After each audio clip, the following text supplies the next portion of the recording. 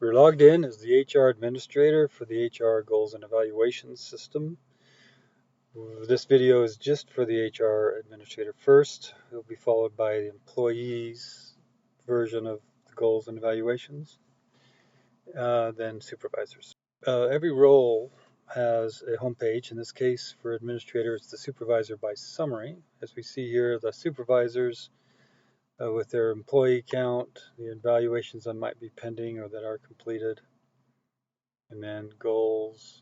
The trainings column here, we ran out of time, but we intended to hook up the trainings from Paul 2. So any required trainings that have not been completed would then get a little more teeth, as people need to understand that they would be docked a certain percentage in their evaluation points for not completing those. So what we should do is just start from the beginning. Here we'll see the institutional goals, and as you see, there's an active setting for goals, which as you get more than one set, which we only have one right now, of course you can mark it as active. But just to go see this page, this is where you can add in a main subject followed by the sub-goals.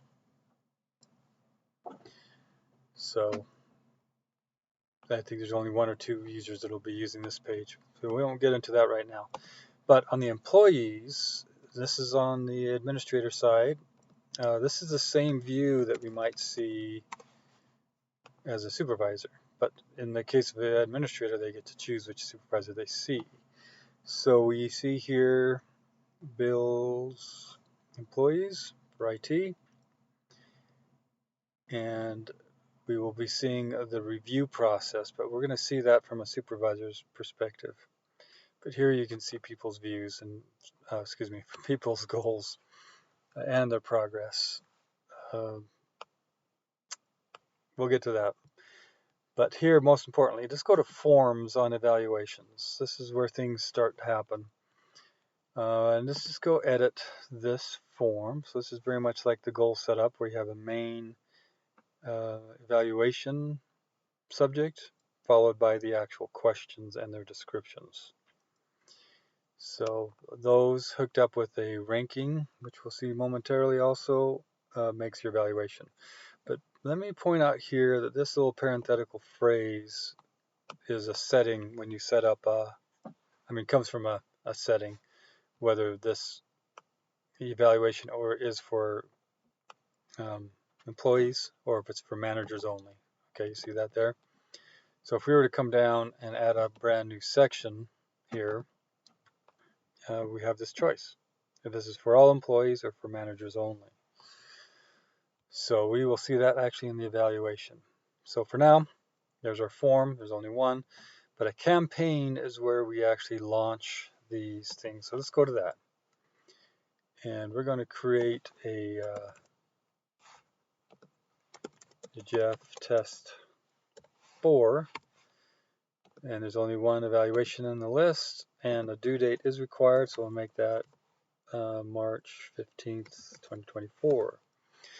So generally, the campaign is intended to be launched by an anniversary month. So every month from the date you were hired, every year, I wanted to say, the anniversary month comes, you would reset your goals brand new, but don't worry, you'll be able to reach back and pick up ones you're still working on. I'll show you that on the employee side.